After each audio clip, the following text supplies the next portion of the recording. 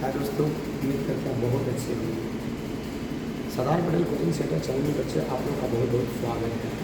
आज हम क्लास 10 का नेक्स्ट वीडियो लेकर आए हैं बच्चे। ध्यान से हमारी बातों को सीखना है और चीज़ों को समझने का प्रयास करना है और अपने दोस्तों के पास ज़रूर शेयर करना है। अपने भाई, अपने बहन, अपने रिश्तेदार के पास ज़रूर शेयर करना है। एकदम सभी जगह मेरा वीडियो को फैला दीजिए बच्चे। हम नॉलेज को हम बांटते हैं बच्चे, हम ज्ञान को बांटते हैं। कहा गया है ज्ञान बांटने से बढ़ता है, ज्ञान बांटने से बच्चे बढ़ता है। और आप भी इस वीडियो को किसी दूसरे के पास शेयर कीजिएगा तो आपका भी ज्ञान बढ़ेगा बच्चे। इसलिए आप जरूर इस वीडियो को बच्चे शेयर करेंगे। अब देखिए, सबसे पहली बात हम लोगों ने पिछले क्लासों में बहुत सारा पॉइंट को मैंने पढ़ा दिया था बच्चे। पिछले क्लास में बच्चे बहुत सारे पॉइंट आप लोग के बच्चे मैंने पढ़ा दिया था। जैसे आप लोग ने पिछले क्लासों में जैसे लिखे बच्चे मैंने पढ़ाया था, जैसे समतल दर्पण से प्रकाश का परावर्तन, ये होता है आपके किरण, ये होता है परावर्तन किरण, और ये होता है आपतन बिंदु पर डाला गया लंब को अभिलंब करते हैं, आपके किरण अभिलंब की बैंकों को आपतन कोण करते हैं, परावर्तित किरण अभिलंब की बैंकों को परावर्तन कोण करते हैं। आपतन कोण को एंगल ऑफ इंसिडेंस कहा जाता है। इंसिडेंस का फर्स्ट लेटर आई है, इसलिए आपतन कोण को आई से निरूपित किया जाता है, परावर्तन कोण को आर से निरूपित किया जाता है। क्योंकि बच्चे इसके बीच में एंगल ऑफ रिफ्लेक्शन करते हैं, तो रिफ्लेक्शन है आर स्टार्ट है, तो देखिए यहाँ पे हम लोग आर से निरूपित करते हैं। फिर मैंने बताया था आपकी किरण, ये सब सारा डिफिनेशन लगाने के क्लास में बच्चे होंगे। जो बच्चे वीडियो नहीं देख होंगे तो मेरा प्ले लिस्ट में वीडियो डाला गया है, जा करके तो बच्चे देख सकते हैं। अब देखिए हम लोग नेक्स्ट आज जो अक्सर डिफिनेशन बच्चे पूछते रहता है, जो कि जैसा कि आप देख रहे हैं लिखा हुआ प्रकाश के परावर्तन का नियम। प्रकाश के परावर्तन का नियम देखिए, परावर्तन का जो नियम है, जैसे और भी एक बात आप लोग को देखिए बच्चा कन्फ्यूजन हो जाता है कहाँ पर। जैसे देखिए परावर्तक सतह की प्रकृति के अनुसार परावर्तन दो प्रकार के, परावर्तक सतह की प्रकृति के अनुसार परावर्तन दो प्रकार के होते हैं। और यहाँ पे नियमित परावर्तन और अनियमित, तो ये परावर्तक पृष्ठ कैसा है, तो एक नियमित है और एक अनियमित है, उसके अनुसार हम लोग चले थे। एक नियमित और एक अनियमित होता है, लेकिन परावर्तक पृष्ठ के अनुसार। लेकिन ये चीज़ बच्चे देखते हैं, ये चीज़ परावर्तक के नियम, यहाँ परावर्तन के दो नियम होंगे, लेकिन परावर्तक पृष्ठ के अनुसार का नियमित। और एग्जाम में तो पूछेगा प्रकाश के परावर्तन के नियम, तो नियमित अनियमित नहीं लिखना है बच्चे, नियमित और अनियमित नहीं लिखना है। अब देखिए यहाँ से हम चलते हैं प्रकाश के परावर्तन का नियम। तो देखिए इसको समझने से पहले आप लोग को एक डायग्राम की आवश्यकता पड़ेगी। देखिए हम एक डायग्राम आप लोग के नीचे सारे बच्चों ध्यान से हमारी बातों को सीखने का प्रयास करें। ये डायग्राम आप लोगों को क्लास में भी बनवाया गया है। देखिए बच्चे, सबसे पहली बात ये वाला जो किरण सीधा पड़ रहा है बच्चे, इस किरण को हम आपतित किरण कहते हैं। ये वाला किरण को बच्चे हम परावर्तित किरण कहते हैं। और ये वाला होता है आपतन बिंदु, आपतन बिंदु को हम अभिलंब कहते हैं। आपतित किरण अभिलंब को आपतन कोण कहते हैं। आपतन कोण को आई से निरूपित किया जाता है और परावर्तित किरण अभिलंब कोण को परावर्तन कोण कहा जाता है। परावर्तन कोण को बच्चे हम आर से निरूपित करते हैं। मैंने पिछले क्लासों में ये बच्चे पढ़ा दिया था। अब देखिए एग्जाम में क्वेश्चन पूछेगा कि प्रकाश के परावर्तन के कितने नियम हैं, तो आपका जवाब होना चाहिए बच्चे कि प्रकाश के परावर्तन के दो नियम होते हैं।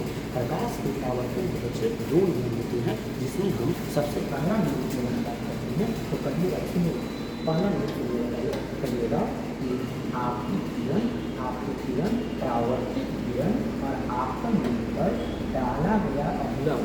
फिर से सुनिएगा, आपकी किरण परावर्तित किरण और आपतन बिंदु पर डाला गया अभिलंब तीनों एक ही समतल तल में स्थित है। आपकी किरण परावर्तित किरण और आपतन बिंदु पर डाला गया अभिलंब है, ये तीनों बच्चे एक ही समतल तल में या तीनों एक ही तल में स्थित होते हैं। फिर से सुनिएगा, आपकी किरण परावर्तित किरण और आपतन बिंदु पर डाला गया अभिलंब तीनों एक ही समतल तल में स्थित होते हैं। देखिए सबसे पहले बच्चे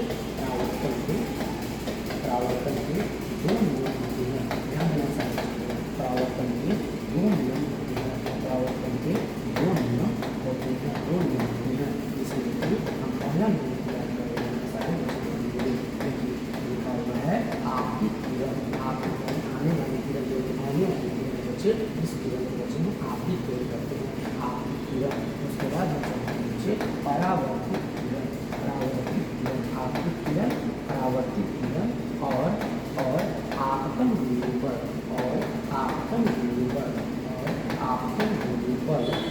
डाला गया अभिलंब, आपतन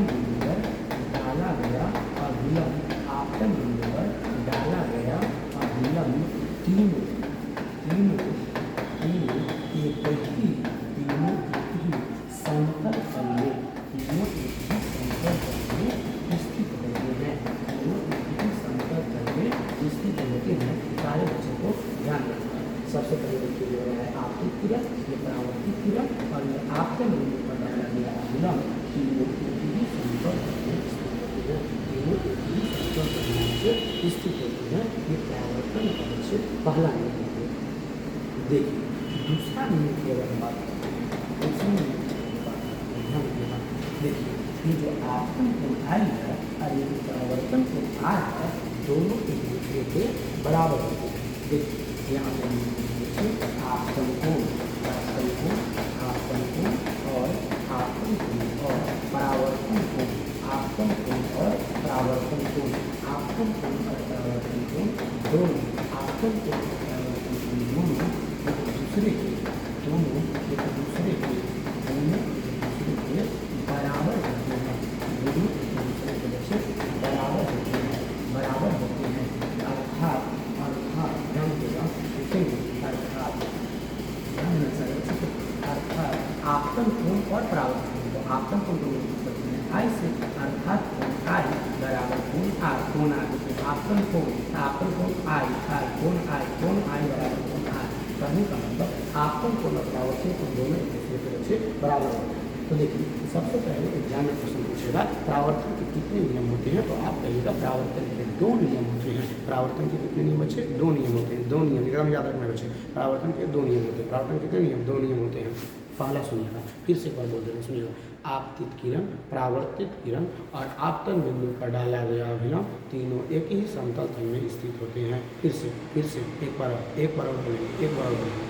आपतित किरण, परावर्तित किरण और आपतन बिंदु पर डाला गया अभिलंब तीनों एक ही समतल तल में स्थित होते हैं। ये परावर्तन का पहला नियम हो गया। दूसरा नियम देखिएगा, आपतन कोण और परावर्तन कोण दोनों एक दूसरे के बराबर होते हैं, अर्थात कोण आई बराबर कोण आई। मान लीजिए कि ये वाला 45 डिग्री रहेगा बच्चे, तो ये भी 45 होगा। अगर मान लीजिए ये वाला 60 डिग्री है तो ये भी 60 डिग्री। कितना आसान है, कितना आसान है बच्चे। तो बस खाली ध्यान से हमारी बातों को गहराइयों से बच्चे सुनना है। जो बच्चे हमारी बातों को एकदम गहराई से सुनेंगे, एकदम बढ़िया से सुनेंगे, एकदम गहराई से हमारी बातों को सुनेंगे, तो उनका कॉन्सेप्ट बच्चे बिल्कुल क्लियर हो जाएगा। इसलिए आप ध्यान से हमारी बातों को सुनते रहिएगा। तो देखिए हमारा पॉइंट है बच्चे प्रकाश के परावर्तन के नियम। हम उम्मीद करते हैं कि प्रकाश के परावर्तन के नियम सारे बच्चों को समझ में आ गया होगा। डायग्राम भी आप लोग को याद रखना है, वही है आपतित किरण है, परावर्तित किरण है, आपतन बिंदु पर डाला गया विलंब है, तीनों एक ही समतल तल में स्थित होते हैं और आपतन कोण और परावर्तन कोण दोनों एक दूसरे के बीच बराबर होते हैं। अब देखिए आगे लेके चलते हैं। देखिए अगला पॉइंट है, जैसा कि आप यहाँ पर देख रहे हैं बच्चे, यहाँ पर हेडिंग जैसा कि आप देख रहे हैं लिखा हुआ है लंबवत आपतित किरण। देखिए लंबवत आपतित किरण, लंबवत का मतलब होता है बच्चे 90 डिग्री पर कोई किरण यदि आपतित होगा आएगा, 90 डिग्री पर कोई किरण आएगा तो क्या उसमें कंडीशन बनेगा। तो देखिए जैसे मान लीजिए कि कोई जैसे मान लीजिए कि समतल दर्पण है, मान लीजिए कि समतल दर्पण है, तो जब इस समतल दर्पण है तो ऐसी कंडीशन में देखिए अगर ऐसे आप डालिएगा तो बच्चे लंबवत नहीं हुआ, 90 डिग्री पर नहीं होगा। देखिए 90 डिग्री कब होता है? जब सीधा इसे पड़ेगा, तब देखिए सीधा पड़ेगा, देखिए ऐसे किरण देखिए बच्चे आ रहा है, तो ये बच्चे आपतित किरण होगा। लंबवत देखिए लंबवत में देखिए 90 डिग्री पर जा रहा है, और इसे डालिएगा तो लंबवत नहीं होगा बच्चे। देखिए लंबवत थोड़ी है, लंबवत में खड़ा एकदम लाइन होता है, एकदम खड़ा लाइन होता है। तो देखिए खड़ा लाइन है, लंबवत है, 90 डिग्री पर देखिए बच्चे आ रहा है, देखिए 90 डिग्री पर से आ रहा है, लंबवत आ रहा है। तो अब देखिए जब कोई किरण समतल दर्पण पर लंबवत आएगा ना बच्चे, तो लंबवत आएगा तो लंबवत में लौट जाएगा, लंबवत आएगा तो लंबवत में लौट जाएगा। देखिए अगर मान लीजिए कि समतल दर्पण पर अगर किरण ऐसे आता तो ऐसे लौट जाता, तो लंबवत नहीं लौट रहा है क्योंकि तिरछा आ रहा है, तिरछा भागेगा। लेकिन बच्चे समतल दर्पण में जब कोई किरण लंबवत आएगा तो लंबवत आएगा तो लंबवत लौट जाएगा, लंबवत आएगा तो लंबवत लौट जाएगा। तो एक बात आपको समझिएगा, देखिए जहाँ पे बड़ा होगा तो उसको कहेंगे आपतन बिंदु, जहाँ पे बड़ा होगा उसको तो बच्चे कहेंगे आपतन बिंदु कहेंगे। देखिए ये वाला है आपतित किरण और एकरे पर लौट जा रहा है, एकरे पर लौट जा रहा है तो परावर्तित किरण। तो देखिए ये वाला आया था आपतित किरण, एकरे से लौट गया परावर्तित किरण, और जहाँ पे पड़ा हो गया आपतन बिंदु। अब एक बात बताइए अभिलंब, देखिए सुनिए ध्यान से आप लोग का जैसे होता था, जैसे पहले क्या होता था तो देखिए जैसे ऐसे आता था और ऐसे चला जाता था, ऐसे आता था ऐसे चला जाता था। तो ये आपतित किरण था, ये परावर्तित किरण था, ये आपतन बिंदु था और ये वाला अभिलंब था। तो ये में देखिए कैसे होगा, इनमें कैसे है होगा, यही वाला आया यही वाला ऐसे ही गया यही वाला परावर्तित किरण, और यहाँ आपको यहाँ पे जाते हैं तो एक अभिलंब इतने का है, अभिलंब तो देखिए 3 गो हो गया, 3 गो हो गया, देखिए 3 गो हो गया, एक हो गया आप, एक हो गया परावर्तित किरण, इसी का हो गया अभिलंब, इसी पर हो गया अभिलंब। तो देखिए लंबवत आपतित किरण, लंबवत आपतित किरण, देखिए लंबवत आया, लंबवत तो लौट गया, ये अभिलंब बन गया। अब देखिए ये जो आपतित किरण और अभिलंब, तो देखिए बीच बना कौन, वो कहते थे आपतन कोण, आपतन कोण आई, यहाँ कौन बना रहा है जैसे देखिए यहाँ अभिलंब आई परावर्तित किरण के बीच बने कोण को परावर्तन कोण कोण से, तो देखिए इहे में आपतित किरण है, इहे में अभिलंब है, तो आपतित किरण अभिलंब के बीच एक में कौन बन रहा है, नहीं बन रहा है बच्चे, एक में देखिए कौन बन रहा है, लेकिन एक में तीनों एक पर है, तीनों एक पर है, तो आपतन कोण जो आई का मान होगा तो बच्चे कह देंगे 0 डिग्री, और परावर्तन कोण आर का मान होगा वो भी बच्चे कह देंगे 0 डिग्री, आपतन कोण भी 0 डिग्री और परावर्तन कोण भी कह देंगे 0 डिग्री, आपतन कोण भी 0 डिग्री और परावर्तन कोण भी 0 डिग्री। तो याद रखना है, कौन याद रखना है बच्चे कि जब कोई किरण लंबवत आपतित होता है, जब कोई किरण लंबवत आपतित होता है, जब कोई किरण लंबवत आपतित होता है तो आपतन कोण भी 0 डिग्री और परावर्तन कोण भी 0 डिग्री होता है। जब कोई किरण लंबवत आपतित होता है, जब कोई किरण लंबवत आपतित होता है तो आपतन कोण भी 0 डिग्री और परावर्तन कोण भी 0 डिग्री होता है, मतलब कोण आई बराबर 0 डिग्री, कोण आई। इसका कारण यही है कि जैसे आया वैसे लौट गया, ये अभिलंब तो कोई कोने नहीं बन रहा है, कोई कोण देखिए यहाँ कोण बन रहा है, यहाँ कोण बन रहा है 30 डिग्री 45 डिग्री जो भी होगा कोण बनेगा, लेकिन ये तो किरण आ रहा है वैसे लौट जा रहा है, तो आपतन कोण भी 0 डिग्री, परावर्तन कोण भी 0 डिग्री। तो याद रखना है कौन सी बच्चे सुन लीजिए कि जब कोई किरण लंबवत आपतित होता है, जब कोई किरण लंबवत आपतित होता है तो आपतन कोण भी 0 डिग्री और परावर्तन कोण भी बच्चे 0 डिग्री होता है। बच्चे आप लोग को याद रखना है। अब देखिए नेक्स्ट अब हम लेके चलते हैं बच्चे, ध्यान दीजिएगा हमारी बात को खूब बढ़िया से सुनिए पर एकदम याद रहेगा। देखिए अगला पॉइंट है, जैसा कि आप देख रहे बच्चे लिखा हुआ है प्रतिबिंब को देखिए इंग्लिश में बच्चे करते हैं इमेज कैसे बनता है, प्रतिबिंब कैसे बनता है, इसे ध्यान देना। प्रतिबिंब कैसे बनता है, इमेज कैसे बनता है, आप लोग को बच्चे याद रखना है। देखिए हम फिगर ज़्यादा बनाते हैं बच्चे, फिगर डायग्राम में हम ज़्यादा बनाते हैं, फिगर सब समझे करते हैं, इसलिए आप फिगर को ध्यान दीजिएगा। चलिए देखिए प्रतिबिंब को समझने से पहले बच्चे हम फिगर बनाएंगे, सारे बच्चे पहले समझने का प्रयास कीजिए। सुनिए देखिए 2 फिगर हम बताएंगे बच्चे, ध्यान दीजिएगा। मान लीजिए कि एक यहाँ पे हम समतल किरण ऐसे बनाते हैं, यहाँ पे हमें समतल चलिए एक यहाँ से एक और समतल दर्पण, यहाँ एक समतल हमें बनाया है। अब देखिए अब हम इस दर्पण के सामने कोई एक हम वस्तु को देखिए बच्चे रखें, चलिए यहाँ वस्तु को बच्चे हम रखेंगे, समतल दर्पण के सामने हमने वस्तु को ऐसे मैंने रखेंगे, कोई वस्तु कैंडल है, कलम है, कोई वस्तु को बच्चे हम रखेंगे, तो देखिए सबसे पहले क्या होता है, इस वस्तु का इस दर्पण में इमेज बनेगा। कैसे इमेज बनेगा, तो देखिए कैसे बनेगा। पहला देखिए किरण देखिएगा, जैसे मान लीजिए कि एक किरण देखिए हम ऐसे लिखेंगे, ऐसे आपतित किरण लेंगे, तो यहाँ से लौटेगा, यहाँ से मान लीजिए यहाँ से ऐसे लौटेगा, और दूसरा किरण और वस्तु ऐसे मान लीजिए कि दूसरा किरण बचे ऐसे तो ऐसे जाने के बाद यहाँ से आपतित किया तो फिर लौटेगा और यहाँ पे आया और दोनों किरण यहाँ पे क्या हो गया, कट गया, दोनों किरण यहाँ पे क्या हो गया और कट गया बच्चे। देखिए ऑब्जेक्ट मिस होता है वस्तु, होता है और इमेज मिस होता है प्रतिबिंब, बच्चे ई डायग्राम बनाना है। अच्छा इस डायग्राम को देखिएगा, इस डायग्राम को सारे बच्चे देखने का प्रयास करें। जैसे मान लीजिए कि यहाँ पे कोई वस्तु है, इसका नाम हम ऑब्जेक्ट चलिए। अब यहाँ से सबसे पहले एक किरण देखिए ऐसे लेंगे लंबवत, तो लंबवत बच्चे तो समतल दर्पण को लंबवत जाता है, तो अभी पढ़ाए हैं कि लंबवत किया जाता है, तो देखिए लंबवत लौट आता है, लंबवत ले जाएगा, लौट जाएगा। दूसरा किरण देखिए ऐसे ले जाएंगे बच्चे, ऐसे जाने के बाद बच्चे देखिए ऐसे इसको हमने क्या कर दिया, लगा दिया। देखिए एक बात ध्यान रखिएगा, जब हम यहाँ से आँख लगाते और यहाँ से आँख लगा के देखेंगे तो देखिए इस किरण लगेगा कि पीछे से आ रहा है, पीछे से आ रहा है। यहाँ से ही किरण को देखेंगे ऐसे, ई वाला में देखना बच्चे, इसमें देखना, ई वाला में देखना, तो लगेगा कि ये भी पीछे से आ रहा है और दोनों यहाँ लग रहा है कि कट रहा है, जिसके कारण ऑब्जेक्ट का यहाँ पे बन जाएगा अच्छी इमेज बन जाएगा अर्थात प्रतिबिंब बन जाएगा। तब देखिए दोनों से मेरा परिभाषा बन गया। देखिए कैसे बन गया, हम फिगर से परिभाषा को बनाते हैं, फिगर से हम परिभाषा को बनाते हैं, हम चीज़ों को रटवाते नहीं हैं बच्चे, चीज़ों को और बच्चों को रटवाते नहीं हैं, बच्चों को ज़्यादा भार नहीं पड़ने देते हैं। आपको एकदम हम चाहते हैं कि एकदम उनको जितना मेहनत करना पड़े, लेकिन आपका पढ़ाई हम आसान कर दें, आपका पढ़ाई हम बच्चे आसान कर दें। आप हमको कितना भी मेहनत करना, आपको पढ़ाने के लिए कितना भी मेहनत करना पड़े, लेकिन आपका पढ़ाई हम बच्चे आसान कर देंगे, आपका पढ़ाई को आसान कर देंगे। चलिए सुनिए, अब देखिए यहाँ से डिफिनेशन में कैसे तैयार करते हैं। देखिए ये बिंदु स्रोत है, बिंदु स्रोत कहने का मतलब कोई वस्तु बिंदु स्रोत है। देखिए किसी बिंदु स्रोत से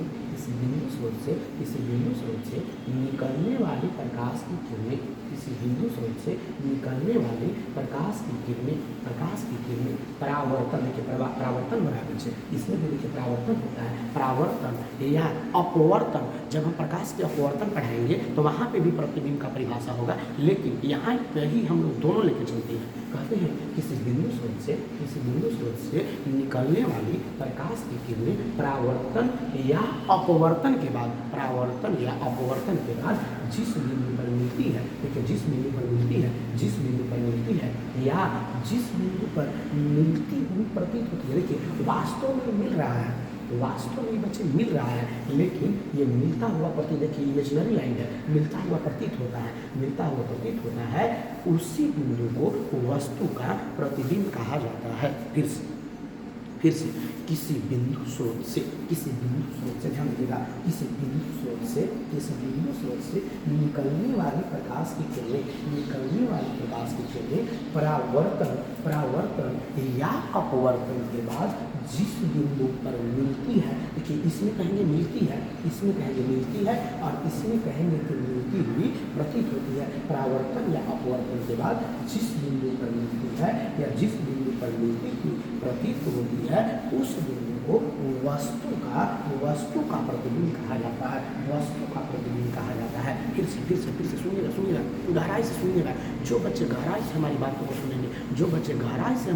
सुनेंगे, वो बहुत अच्छा हो जाएंगे। पहले ध्यान दीजिएगा, किसी बिंदु स्रोत से निकलने वाली प्रकाश की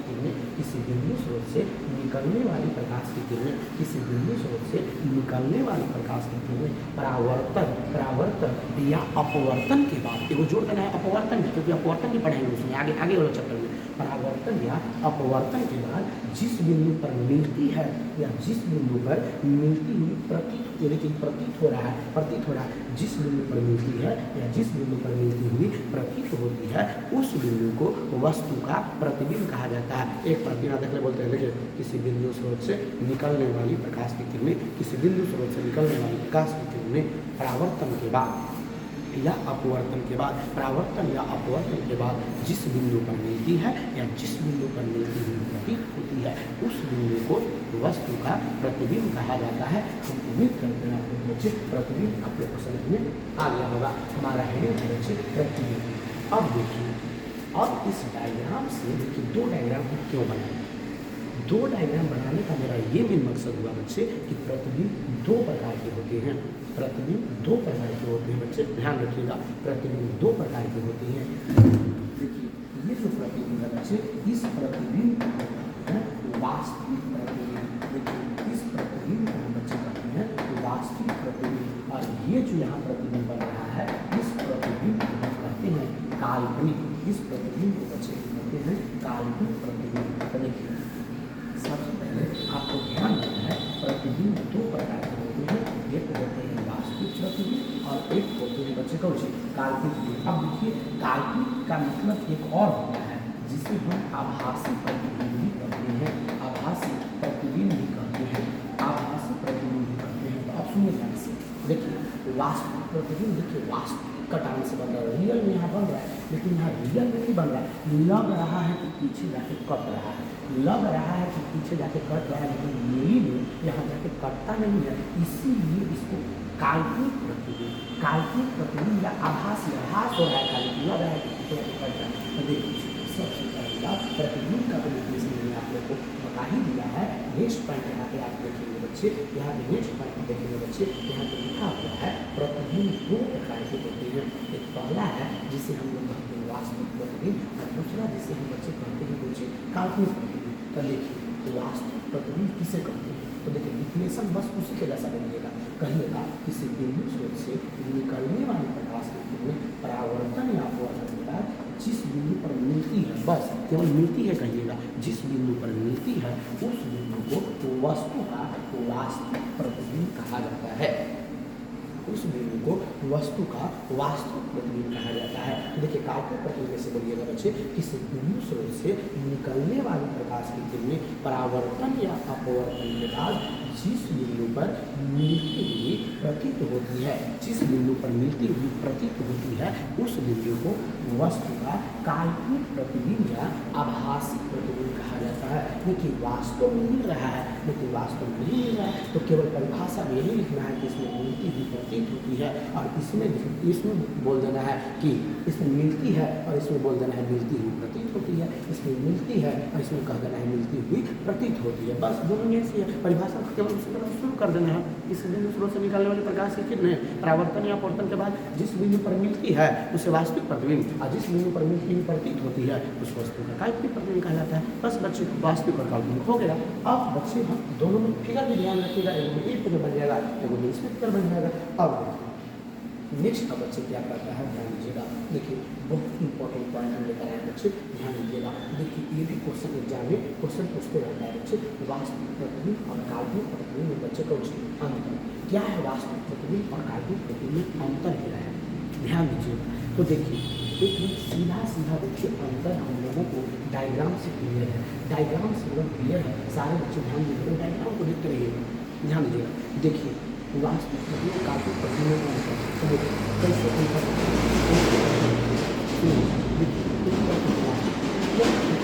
काल्पनिक प्रतिबिंब है। और देखिए अगर हम पहला अंतर लेकर चलते हैं, तो पहला बिंदु को परिभाषा कीजिएगा, किसी बिंदु स्रोत से निकलने वाली प्रकाश की किरणें परावर्तन या अपवर्तन के बाद जिस बिंदु पर मिलती है उस बिंदु को वस्तु का वास्तविक प्रतिबिंब कहा जाता है। तो इनमें कहिएगा किसी बिंदु स्रोत से निकलने वाली प्रकाश की किरणें परावर्तन या अपवर्तन के बाद जिस बिंदु पर मिलती हुई प्रतीत होती है, इनमें मिलती है इसमें मिलती हुई प्रतीत होती है उस बिंदु को वस्तु का काल्पनिक प्रतिबिंब कहा जाता है। बच्चे पहला अंतर हो गया।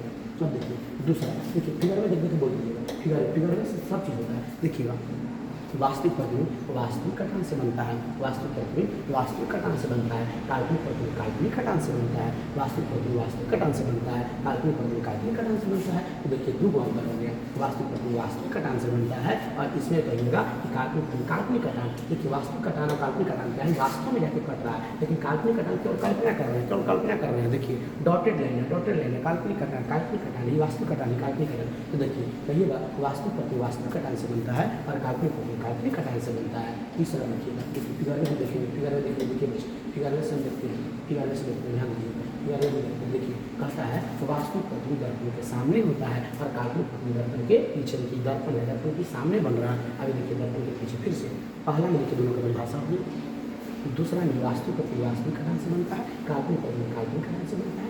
वास्तविक प्रतिबिंब दर्पण के सामने होता है, वास्तविक प्रतिबिंब दर्पण के सामने होता है, और काल्पनिक प्रतिबिंब के दर्पण के क्या होता है, पीछे होता है। काल्पनिक प्रतिबिंब दर्पण के क्या होता है, पीछे होता है। अब देखिए अगला अंतर क्या कहता है, सुनिए ध्यान से। वास्तविक प्रतिबिंब को पर्दे पर हम उतार सकते हैं। तो मान लीजिए यहाँ पे अगर हम पर्दा लगा देंगे, स्क्रीन लगा देंगे, तो स्क्रीन पर बताइए किरण यहाँ पे कटेगा कि नहीं कटेगा। तो वास्तविक प्रतिबिंब हम पर्दा पर उतारेंगे, लेकिन बताइए अब यहाँ पे पर्दा लगाइएगा, क्या यहाँ पे पर्दा लगाइएगा तो पर्दा पे बनेगा नहीं, किरण में नहीं यहाँ है, किरण में नहीं यहाँ, तो पर्दा पर बनेगा कहाँ से, नहीं बनेगा। तो देखिए वास्तविक प्रतिबिंब को पर्दे पर उतारा जा सकता है, वास्तविक प्रतिबिंब को पर्दे पर उतारा जा सकता है, लेकिन काल्पनिक प्रतिबिंब को पर्दे पर उतारा नहीं जा सकता है। और वास्तविक प्रतिबिंब वस्तु की अपेक्षा उल्टा होता है। देखिए उल्टा सीधा अभी नहीं नहीं पता चलेगा। क्यों नहीं पता चलेगा? जब हम दर्पण प्रतिबिंब का बनना आकृति से जाएंगे तब वहाँ पर पता चल जाएगा कि वास्तविक प्रतिबिंब कैसे उल्टा होता है और काल्पनिक प्रतिबिंब कैसे सीधा होता है। लेकिन अभी याद रखना है कि वास्तविक प्रतिबिंब उल्टा होता है और काल्पनिक प्रतिबिंब से क्या होता है? सीधा होता है। चलिए अब हम यहाँ पर थोड़ा सा लिख लेते हैं तो आप लोग को पता चल जाए। सुनिए, पहला है दोनों का परिभाषा। पहला में दोनों का परिभाषा चलेगा बच्चे, दोनों का परिभाषा पहला में चलेगा, ध्यान रखिएगा। दूसरा कहेगा जो वास्तविक प्रतिबिंब होता है, वास्तविक प्रतिबिंब होता है, वास्तविक प्रतिबिंब होता है, वास्तविक प्रतिबिंब होता है वह उल्टा होता है। वास्तविक प्रतिबिंब का उल्टा होता है। चलिए कोई बात नहीं, उल्टा होता है, याद रखिए उल्टा होता है, वास्तविक उल्टा होता है। और दूसरा दर्पण में प्रतिबिंब का बना बनाएंगे पता चलेगा कैसे उल्टा होता है। और दूसरा काल्पनिक प्रतिबिंब सीधा होता है, वस्तु के बच्चे सीधा होता है, काल्पनिक प्रतिबिंब वस्तु के बच्चा सीधा होता है। तीसरा देखिए, वास्तविक प्रतिबिंब को पढ़ने उतारा जा सकता है और काल्पनिक प्रतिबिंब को पढ़ने उतारा नहीं जा सकता है। और चौथा वास्तविक प्रतिबिंब जो होता है, वास्तविक प्रतिबिंब होता है बच्चे वह दर्पण के सामने बनता है। वास्तविक प्रतिबिंब दर्पण के सामने बनता है और काल्पनिक प्रतिबिंब दर्पण के पीछे बनता है। काल्पनिक प्रतिबिंब दर्पण के कहाँ बनता है? पीछे। देखिए पहला में दोनों का परिभाषा, वास्तविक प्रतिबिंब हमेशा उल्टा होता है, काल्पनिक प्रतिबिंब हमेशा सीधा होता है। वास्तविक प्रतिबिंब दर्पण के सामने बनता है, काल्पनिक प्रतिबिंब दर्पण के पीछे बनता है। वास्तविक प्रतिबिंब को पढ़ने को उतारा जा सकता है, काल्पनिक प्रतिबिंब पढ़ने को उतारा नहीं जा सकता है। पाँचवां वास्तविक ढंग से बनता है और काल्पनिक प्रतिबिंब काल्पनिक ढंग से बनता है। हम उम्मीद करते हैं आप लोगों को बच्चे 5 अंतर आप लोगों को जरूर समझ में आ गया होगा। 5 अंतर आप लोगों को समझ में आ गया होगा बच्चे। अब देखिए यहाँ पे नेक्स्ट क्या कहता है? नेक्स्ट कहता है दर्पण। देखिए वीडियो काफ़ी लंबा हो जाएगा बच्चे, इसलिए इसको हम सोचे हैं नेक्स्ट क्लास में आप लोग बच्चे हम अच्छे तरीके से समझा देंगे। चलिए बच्चे, धन्यवाद। वीडियो को जरूर शेयर कीजिए बच्चे, वीडियो को जरूर शेयर कीजिएगा। आपसे हम उम्मीद और आशा एकदम आशा की किरण रखे हैं बच्चे कि आप वीडियो को जरूर शेयर कीजिएगा अपने दोस्तों के पास, अपने फ्रेंड के पास, अपने भाई के पास, अपने बहन के पास, अपने रिश्तेदार के पास, जितने आसपास भाई बहन जितने हैं, भाई बहन जितने हैं, रिश्तेदार जितने हैं बच्चे, सबके पास वीडियो को क्या कीजिए बच्चे? शेयर कीजिए बच्चे। धन्यवाद बच्चे, धन्यवाद।